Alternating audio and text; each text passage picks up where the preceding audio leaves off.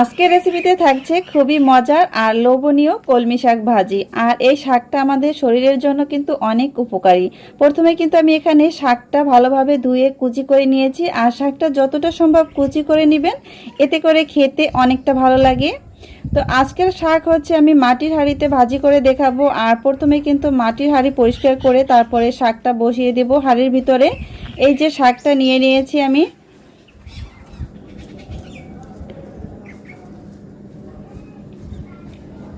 এরপরে হচ্ছে দিয়ে দিচ্ছি এখানে কাঁচামরিচ, 3-4টি কাঁচামরিচ কেটে দিয়েছি, আর পেঁয়াজ কুচি, রসুন কুচি দিয়ে দিয়েছি, আর স্বাদমতো লবণ। এখন এই শাকটাকে ভাপে সিদ্ধ করে নিতে হবে।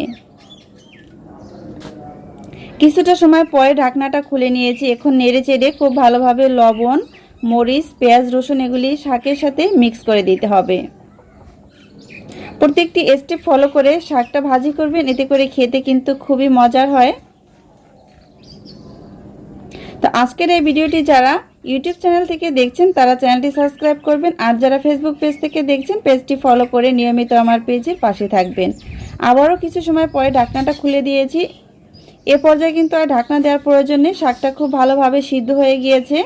এখন নেড়ে চেড়ে পানিটুকু একদম শুকিয়ে নিতে হবে।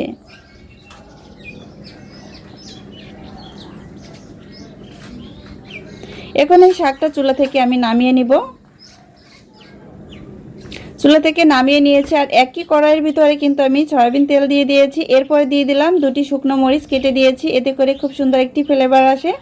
আর দিয়ে দিয়েছি পেঁয়াজ কুচি আর রসুন কুচি। এখন এগুলিকে ব্রাউন কালার করে ভেজে নিতে হবে।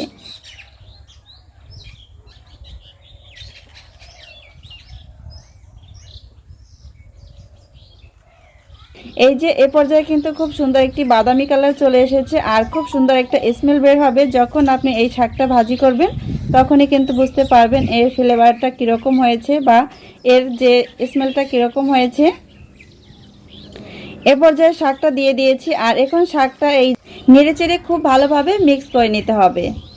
তো শেষ পর্যায়ে শাকটা বাগার দিয়ে নিতে হবে, এতে করে কিন্তু খুবই মজার হয় এই শাকটা খেতে। তো গরম গরম ভাতের সাথে এ ধরনের কলমি শাক ভাজি খেতে অনেকেই কিন্তু পছন্দ করেন, আর তাদের জন্য কিন্তু আজকের এই সহজ রেসিপি তৈরি করেছি।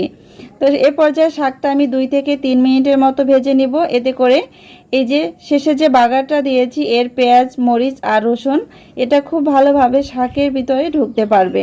তো দেখুন কতটা লোভনীয় হয়েছে দেখতে। আশা করি আজকের এই শাকভাজি রেসিপি আপনাদের কাছে খুবই ভালো লেগেছে। রেসিপি ভালো লাগলে ভিডিওটিতে লাইক দিবেন, আর বেশি বেশি করে শেয়ার করবেন, যাতে এই রেসিপিটি তৈরি করে সবাই উপকৃত হতে পারে।